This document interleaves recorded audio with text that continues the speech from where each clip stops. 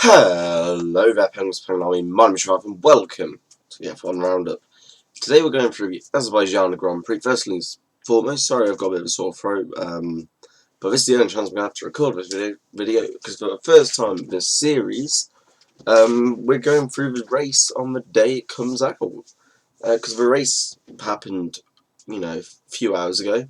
The video comes out in a few hours. So it's the first time for this series. But yeah, as you can tell, I've got a bit of a sore throat, a bit of squeaky voice. But we'll start off by going through practice, where we always start off with only one practice session in line with the new weekend format. I'm going to be honest, I don't like the sprint races. Yeah. So in the only practice session, there was a few cars that only did 8 or 7 laps with Magnussen and the 2 Alpines, only managing 8 and 7 laps respectively.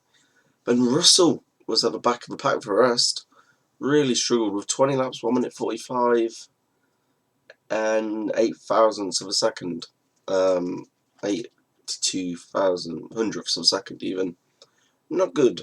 Hulkenberg was 15th, Sargent in between Russell and Hulkenberg. Tsunoda, Bottas, Piastri, Hamilton down the order. Zhou, Alexander Albon, Fernando Alonso, Lance Stroll, Nick De Vries, Lando Norris, Carlos Sainz Jr., Checo Perez, Charles Leclerc, and Max Verstappen. Early signs are Red Bull looking good, Ferrari suit this track, Aston Martin a little bit off the pace. But that's just how first practice felt. Remember the regular quali, this was just for a race. De Vries crashed. I can't exactly remember how, but he did. Gasly, Hulkenberg, Magnussen, Zhou, Guan Yu out in Q1. So 2 Hasses, an Alpine, an Alfa Romeo, and an Alfa Tauri. Mixture. Running out in Q2 was Logan Sargent, Bottas, Albon, Ocon, Russell. Disaster for George Russell, but I think he sort of made amends. Which means for the first time this season, both McLarens are in Q3, with Piastri in 10th, Lando in 7th. Well, that's a great result. What looked to be at the start of the season a miserable long season is showing signs of life. Not so good for Mercedes though with George Russell. I'm managing 11th win on weekend when we've allegedly brought some new developments. I'm not sure we've seen them. I don't think they're there yet. But let's go through Q3. Piastri 10th, Lance Stroll 9th, Tsunoda 8th, Lando 7th, Alonso 6th, Lewis 5th, Carlos Sainz 4th, Sergio Perez for 3rd, Max 2nd, Charles Leclerc on pole. First time for Ferrari this season they're on pole. Great result there for Ferrari. Really good performance from Charles. What was a very, very good weekend for him. Yeah. Mercedes didn't look quite as strong as they could have done. But yeah, really positive for Ferrari to have first and fourth. Carlos just doesn't seem to be quite as confident with the car. He's 9 tenths off the pace compared to Charles. Great session for McLaren. Track didn't quite suit Aston Martin, admittedly. We're about a second off the pole time, but still, compared to where we were a year ago, much, much better. Now in the sprint shootout, with this decide who was going to the sprint race, which was just this time another race on its own. Tsunoda didn't finish, Sargent didn't compete, Ocon 18th, Lando disappointing down in 17th, Bottas 16th, Nico 15th, Nick De Vries 14th, Gasly 13th, Zhou 12th, Kevin Magnussen 11th, Piastri 10th, Alex Albon 9th, Lance Stroll 8th, Hamilton 7th, Fernando Alonso 6th, Carlos Sainz 5th, George Russell 4th, Verstappen 3rd, Leclerc 2nd, Perez 1st. Now this sprint race there was an incident, a little incident, in my opinion a racing incident between George Russell and Verstappen. Got a bit heated, there was an incident in the paddock, in Parc Ferme. I personally believe Verstappen got Verstappen. He was race physical, didn't like it.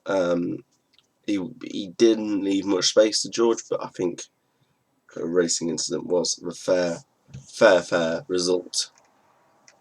And then into the race, which was a bit boring, if I'm being completely honest with you. I wouldn't go back and watch this race if you paid me to. It was a bit of a boring one. The only major incident I can recall is Nick De Vries. His clipping with turn 6, breaking the suspension, bringing out a safety car. Red Bull brought Verstappen in too early. The safety car wasn't out, so didn't get the free safety car stop. Perez did and jumped his teammate, as did Leclerc. So yeah, Checo won. Really good weekend from him. He is good at this track, but it really suits him. So De Vries obviously didn't finish. Zhou Guanyu retired on lap 36. Bottas had a miserable weekend with 3 pit stops. Nico Hulkenberg 17th, Logan Sargent in 16th, Ocon 15th. We'll talk about him in a minute.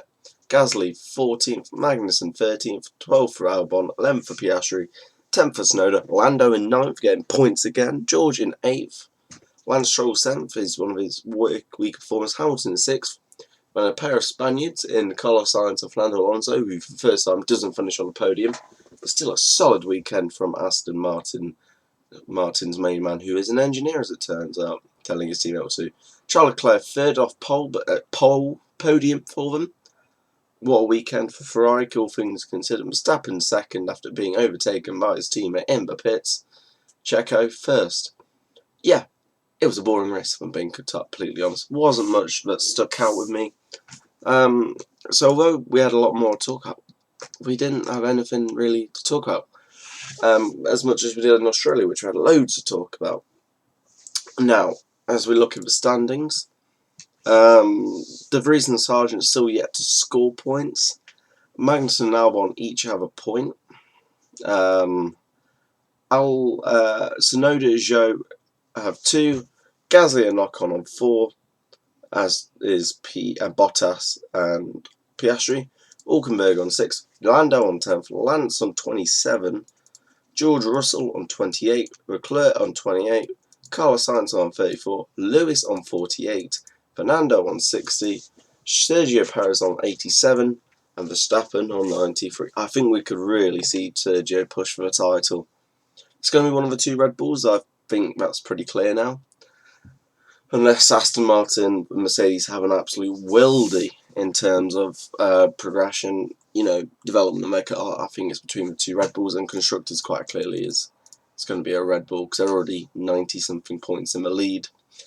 Speaking of constructors, Williams 10th on 1, AlphaTauri on 2 on 9 in 9th, Alpha with 6 points in 8th, Haas with 7 in 7th, Alpine with 8th and 6th, McLaren with 14 in 5th. It's a big old jump. Ferrari 4th, 62.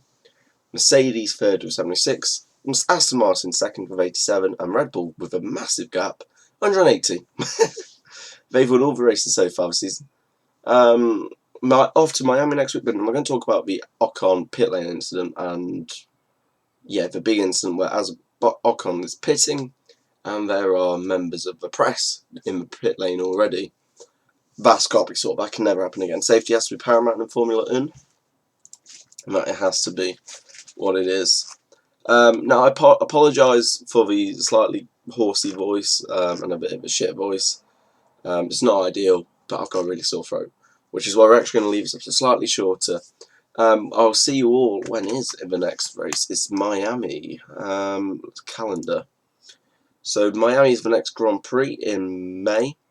We've got a busy old May upcoming. We've got Miami 5th to the 7th of May. So we'll see that one on the 14th of May. Then we got Imola on the 21st. So you'll be back on 20th. And then to end the month, we got Monte Carlo in Monaco. Thank you so much for watching this episode. My name is Trav, and I'll see you next time. But till then, dearly, see ya.